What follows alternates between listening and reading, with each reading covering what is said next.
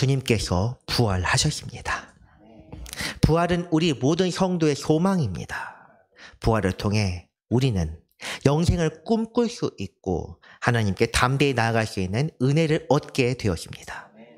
세상의 죄악이 날로 극심해지고 어둠이 드리워진 이때 우리가 이 어두운 세상 속에서도 장래에 대한 소망을 품을 수 있는 유일한 근거는 우리 주님의 부활이요 또한 우리 몸의 부활입니다.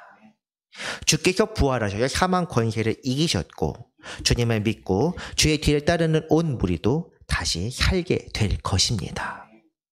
우리가 예수 그리스도 2000년 전 세상에 계셨던 그분을 믿는 것은 그분이 부활의 첫 증인이시기 때문입니다.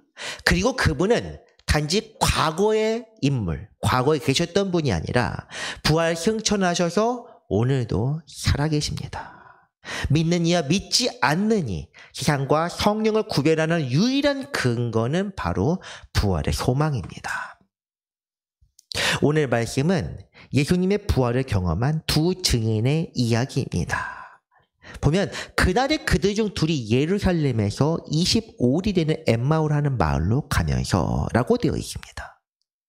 예수님께서 십자가에 달려 돌아가신 후 그분께 모든 것을 걸었던 제자들은 낙심하여 시르에 빠졌습니다. 예루살렘에서 새로운 왕의 즉위식을 보게 될 것을 생각했는데 그래서 이 제자 중 두 사람은 예루살렘에 떠나 10km쯤 떨어진 엠마오라는 마을을 향해 자기들의 집이었던 모양입니다. 터덜터덜 돌아가고 있었습니다. 그때 두 사람 뒤에서 한 사람이 따라옵니다. 그들이 서로 이야기하며 문의할 때 예수께 가까이 이르러 그들과 동행하시나 그들의 눈이 가리워져서 그인 줄 알아보지 못하였다 이렇게 되어 있습니다. 부활하신 예수님께서 그들 앞에 나타나셨던 것입니다. 그들은 주님을 알아보지 못합니다. 부활하실 것이라고는 꿈에도 생각하지도 못했고 주님도 부활 이후 영광스러운 몸으로 오셨기 때문에 알아볼 수 없었을 것입니다. 어쨌든 주님이 말씀하십니다. 너희가 길 가면서 서로 주고받고 하는 이야기가 무엇이냐? 무슨 이야기를 하고 있어? 참 주님도 짓궂으십니다. 내가 부활했다. 너희들 나 못 믿었냐? 이렇게 말씀하셔도 될 텐데 굳이 사람들의 반응을 확인하고 싶으셨는지 시치미를 뚝 떼고 물어보십니다. 그러자 두 사람은 다시금 이틀 전 금요일날 있었던 일이 떠올랐는지 슬픈 표정으로 답합니다. 당신이 예루살렘에 체류하면서도 요즘 거기서 된 일을 혼자만 알지 못하느냐? 예루살렘에서 왔으면서 최근에 있었던 일을 모른단 말이오. 이런 뜻입니다. 주님께서 따라오셨다. 두 사람은 따라오셨다고 말씀드린 건 주님이 예루살렘 쪽에서 오시면서 아마 길을 걷던 두 사람을 부랴부랴 쫓아오신 모양입니다. 인기척을 내지 않고 뒤에서 몰래 나타나 두 사람을 추격해서 오신 걸 보면 주님의 성격도 보통 특이한 건 아닌 듯합니다. 어쨌든 이야기가 이어집니다. 이르시되 무슨 일이냐? 무슨 일입니까? 그동안 복음서에서 보았던 주님은 하나님의 말씀을 가르치시며 진중하고 엄격하며 항상 기도하던 모습인데 오늘 본문의 주님은 상당히 다릅니다. 너희가 어찌하여 믿지 못하느냐? 아직도 둔하냐? 이렇게 꾸짖으신 것이 아마 익숙한 주님의 모습일 텐데 다른 사람인 것처럼 연기를 계속하십니다. 이렇게 다른 사람 컨셉으로 나가니 제자들도 주님을 알아보지 못합니다. 어쨌든 본문 이야기를 하자면 주님에 대해서 사람들이 어떤 마음을 품고 있었는지 이 이어지는 말씀 21절 통해서 우리가 알 수 있습니다. 우리는 이 사람이 이스라엘을 속량할 자라고 바라노라. 다음 절입니다. 이뿐 아니라 이 일이 일어난 지가 사흘째다 이렇게 말합니다. 말과 일에 능한 선지자다. 이 말 뜻하는 바가 무엇입니까? 잠시만 보겠습니다. 20절 말씀입니다. 죄송합니다. 어쨌든 말과 일에 능한 선지자라고 되어 있는데 이 말 뜻하는 바는 말씀을 잘하고 신령한 능력을 일으킨 하나님께서 보낸 사람이다. 이렇게 이해할 수 있습니다. 마태복음 16장에서 시몬 베드로는 이렇게 말했습니다. 주는 그리스도시요 살아계신 하나님의 아들입니다. 그러나 다른 사람들은 그렇게 생각하지 않았던 모양입니다. 아니 어쩌면 베드로도 지금 이 시점에서 이 본문에 있었던 이 시점에서 다시 주님이 어떤 존재냐 물어보게 되었을 때 그리스도라 과연 대답할 수 있을지 생각해 볼 문제입니다. 아마 베드로도 우리 뛰어난 선생님은 아마 선지자셨다. 그런데 아쉽게도 돌아가셨다. 이렇게 말했을지도 모르겠습니다. 이미 우리가 믿던 위대한 왕 그리스도는 돌아가셨고 그분의 행적도 다 사라지게 될 것입니다. 그런 마음에서 그들은 이 선지자가 높은 사람들의 흉기로 인하여 돌아가셨다 슬프게 말했습니다. 그들이 기대했던 주님의 모습은 이스라엘을 해방하여 자신들의 휴건을 이루어줄 위대한 왕이었습니다. 이제 21절입니다. 우리는 이 사람이 이스라엘을 속량할 자라고 바라노라 이렇게 말합니다. 속량, 구원이란 뜻입니다. 이 사람들뿐 아니라 제자들, 유다와 이스라엘 모든 민족이 생각하는 구원은 다 똑같았습니다. 정치적인 해방과 종교적인 해방, 타국, 다른 민족의 지배 없이 성전에서 여호와 하나님께 마음껏 제사드릴 수 있는 것이 바로 구원이요 속량입니다. 그 사람들의 기대를 무참히 짓밟은 것이 바로 십자가 사건입니다. 십자가 사건은 2000년 전 그때만 있는 것이 아닙니다. 오늘 우리 삶에서도 주님은 여전히 역사하십니다. 사람들은 물질적 번영, 명예, 정치적 해방과 자율성을 바라며 주님을 찾습니다. 이것은 사실 우리가 예전에 정화수에 물 떠놓고 기도하는 것이나 장생에 찾아가서 절하며 기도하는 것과 다를 바도 없는 미신적인 공양 행위입니다. 제가 지금 조금 강하게 말씀드린 것이 용서하시기 바랍니다. 그 정도로 우리의 삶은 세상의 삶, 이 땅에서 더 잘 사는 길을 찾고 바라며 기도합니다. 그런 사람들에게 주님은 그저 우리의 삶을 도와주는 도구에 불과합니다. 사실 세상은 기독교를 종교의 한 부리라고 간주하며 우리도 이력서에 있는 종교란에 기독교라고 기재를 합니다. 그러나 기독교라는 종교는 우리가 믿는 진리와 사실 어떤 의미에서는 정반대 위치에 있습니다. 우리는 무엇인가를 바라며 종교를 믿는 것이 아니라 하나님의 나라를 우리 속에 이루기 위해 진리를 구하며 생명의 주이신 주님을 믿습니다. 종교는 세상적인 가치를 바라지만 주님이 우리에게 가르치신 것은 하늘의 신령한 지혜입니다. 그런 관점에서 종교는 부활을 제대로 깨닫지 못합니다.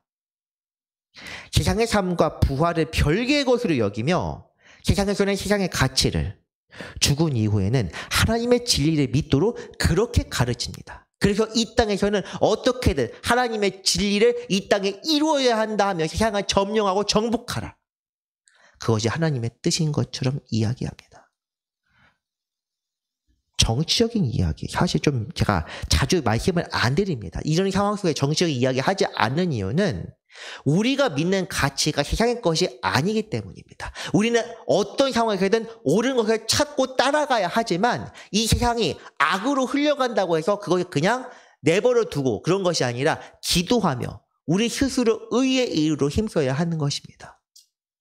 이 땅이 공산주의 삼키지 않도록 기도해야 하는 것은 분명하지만 그것을 위하여 우리가 무엇인가 행동해서 전쟁을 치르고 이것이 주님께서 과연 원하시는 것인지는 별개의 문제라는 것입니다. 우리는 기도해야 합니다. 이 땅에 삼키지 않게 하옵소서. 이것이 아니라 환난 중에 있더라도 주님 우리가 믿음을 잃지 않게 도와주옵소서. 이렇게 기도해야 합니다. 그럴 때 주님께서 주님의 인자하심과 자비가 있다면 이 나라를 삼키지 않게 도와주실 것이고 혹 그렇게 된다고 하더라도 우리는 끝까지 믿음을 잃지 않고 성도의 인내를 이루어야 하는 것입니다. 그때 가서 성도의 인내라고 갑자기 삶을 전환해봤자 그때는 너무 늦습니다. 주님은 매 순간 성도의 인내를 보십니다. 행동하지 말라는 것이 아니라 우리가 어떤 것을 중심에 두고 어떤 것을 목적으로 삼고 기도해야 하는지, 이것이 굉장히 중요하기 때문입니다. 우리는 산상수훈을 통해 분명히 압니다. 진리는 세상에 어떤 상황에 있는, 어떤 상황에 처하는지, 세상에 어떤 세상에 살고 있는지 따라 분리되거나 변동되는 것이 아니라 어느 상황에서 옳기 때문에 진리입니다. 또한 우리는 진리형의 성령의 인도를 받으며 영원한 왕이 되시는 그리스도 우리 주님을 믿습니다. 그런 사람들에게만 부활이 합당하며 영원한 소망을 품는 사람에게 부활의 능력이 역사할 수 있습니다. 오늘 본문에서 이 두 제자는 부활의 신비를 깨닫지 못합니다.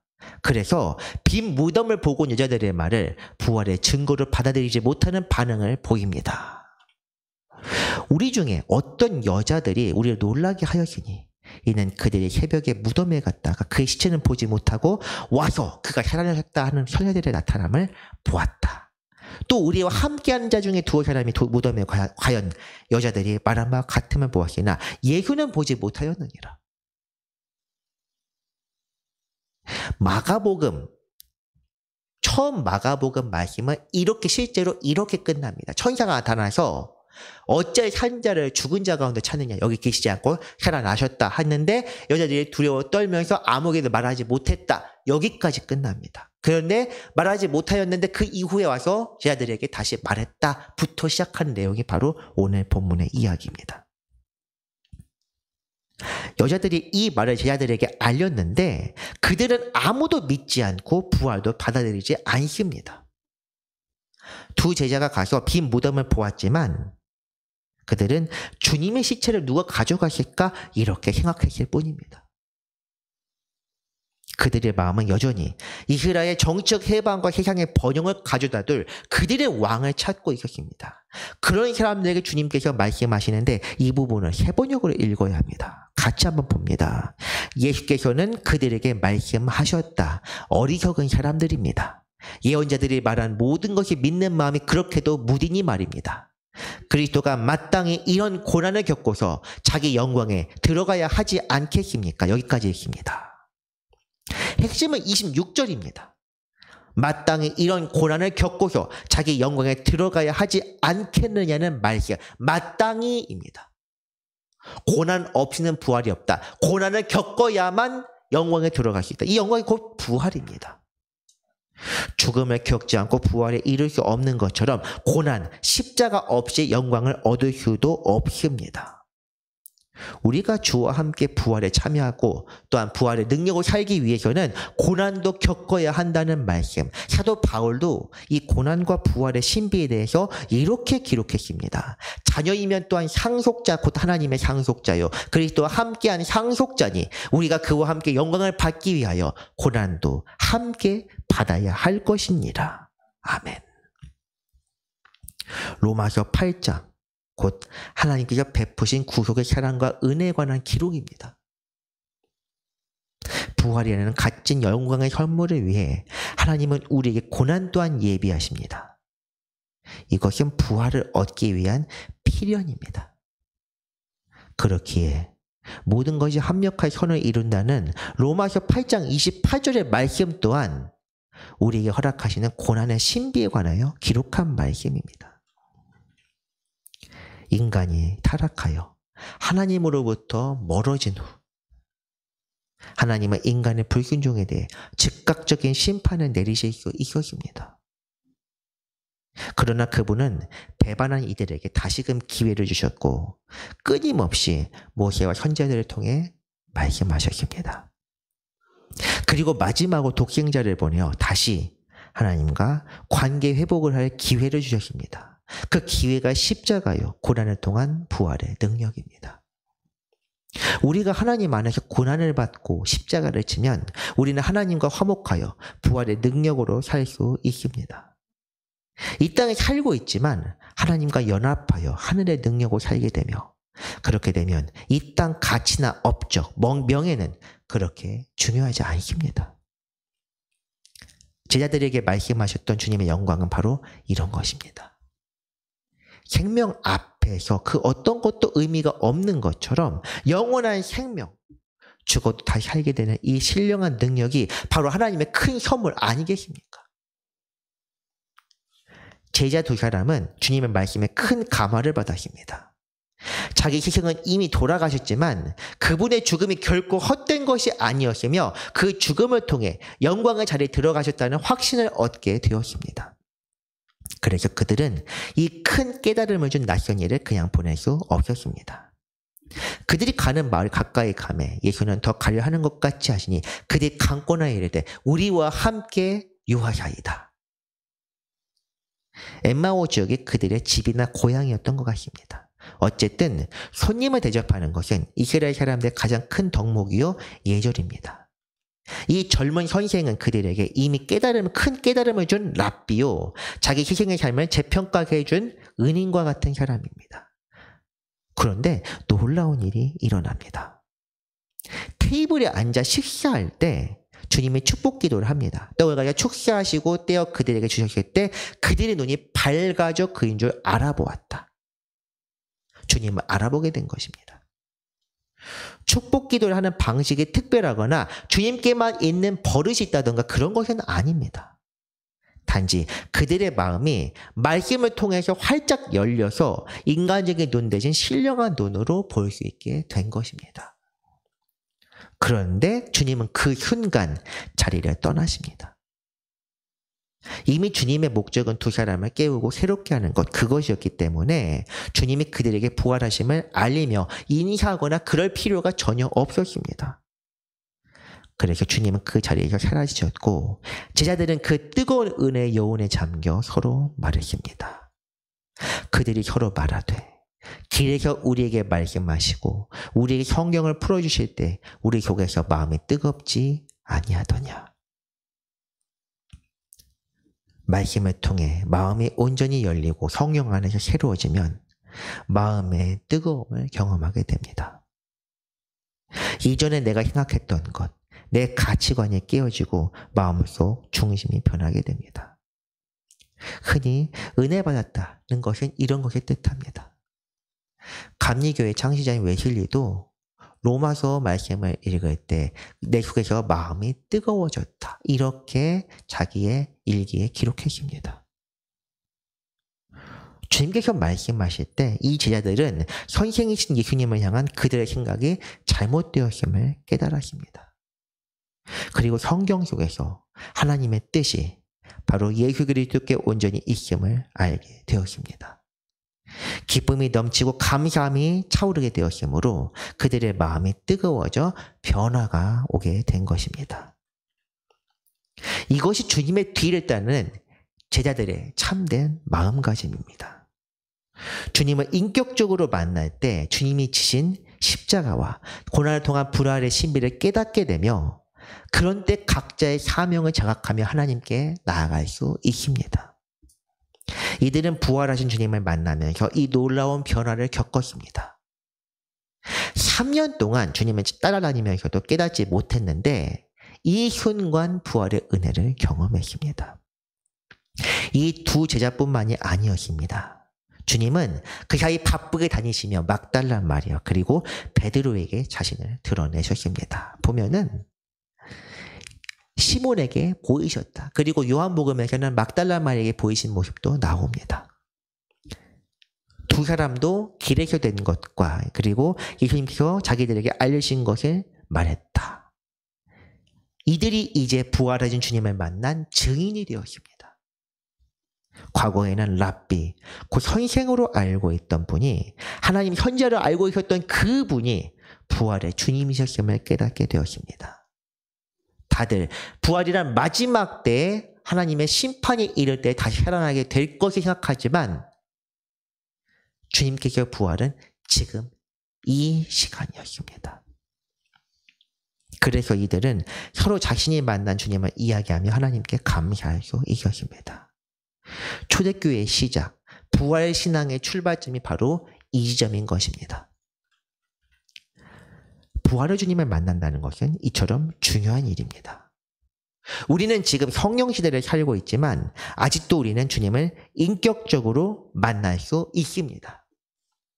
스데반도 주님의 승천하신 이후에 성령의 충만함으로 하나님과 그 보좌 우편에 계신 주님을 뵐 수 있었습니다. 그런 특별한 체험이 아니더라도 우리는 주님의 말씀을 통해 고난과 부활의 신비를 알 수 있습니다. 엠마오를 향하는 두 제자의 이야기는 말씀을 통해 가치관이 변하고 삶의 중심이 변한 놀라운 간증인 셈입니다. 사랑하는 성도 여러분, 이 부활절 여러분은 어떤 마음으로 맞이했습니까? 매년 똑같은 절기, 똑같은 행사로 부활을 받아들입니까? 오래전 부활하셨던 주님을 추억하고 기념하는 절기로 보내고 있습니까? 아니면 지금도 살아계셔서 우리와 함께 하시며 성령을 통해 우리 자신을 드러내시는 주의 은혜를 체험하는 기회로 삼고 있습니까? 이 부활절이 주님을 인격적으로 만나는 기회, 그리고 우리가 이미 만난 주님을 깊이 생각하며 믿음을 다시 바로잡을 기회로 삼게 되기를 바랍니다. 부활 그리고 십자가는 세상에서 인정하지 않는 가치, 받아들일 수 없는 망상이요 어리석은 것입니다. 그러나 구원받는 성도, 믿음 안에서 굳건하게 선 이들에게는 이 부활과 십자가야말로 하나님의 은혜요 능력입니다. 오늘 부활절을 맞이하여 그리고 우리 평생에 주님 십자가를 생각하고 우리 각자의 십자가를 또한 짊어지며 이 땅을 살아가는 동안 부활의 능력으로 살게 되기를 바랍니다. 그럼 우리가 사명을 충실하게 감당할 때 우리의 희생 되신 예수께서 언젠가 천군 천사와 함께 우리를 기쁘게 맞이하여 주실 것입니다. 기도하겠습니다. 참 좋으신 주님, 오늘 우리에게 놀라운 은혜를 주셔서 주 안에서 평안과 기쁨을 누리게 하시니 감사드립니다. 우리가 이 시간 부활하신 주님을 뵙고 그 안에서 온전히 새로워지고자 합니다. 주여, 우리를 만나주시고 성령 안에서 하나 되게 하여 주옵소서.